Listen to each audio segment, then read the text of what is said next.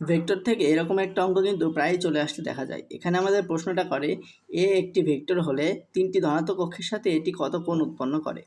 চলুন আমরা প্রথমে এর শর্টকাটটা দেখে নিই, তারপর আমরা এর প্রসেসটা দেখে নিব।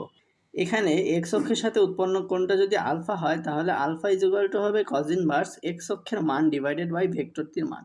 এখানে এক্স অক্ষের মান বলতে এক্স অক্ষে মানে আই ক্যাপের সাথে যেটা থাকবে সেইটা আমরা সংখ্যাটা শুধু বসিয়ে দেব, আর ভেক্টরটির মান নিচে বসিয়ে দিলেই আমরা অ্যান্সারটা পেয়ে যাব।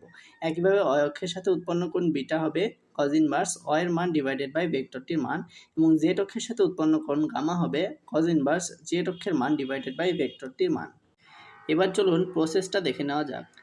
আমাদের অক্ষের সাথে কোণ নির্ণয় করার জন্য প্রথমেই যেই অক্ষের সাথে কোণটা নির্ণয় করব তার সাথে একটি একক ভেক্টর ধরে নিতে হবে।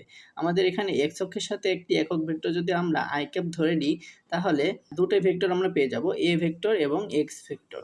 এবার আমাদের দুইটি ভেক্টর রয়েছে, এই দুইটি ভেক্টরের মধ্যবর্তী কোণ নির্ণয় করার জন্য আমাদের ডট গুণন করতে হবে। তাহলে এ ডট এক্স হবে A X cos alpha, cos আলফার মানটা হবে তাহলে A dot X divided by A x.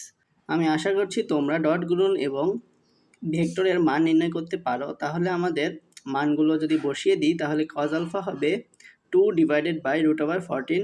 আমরা আলফার মান পেয়ে যাব কজ ইনভার্স 2 ডিভাইডেড বাই √14।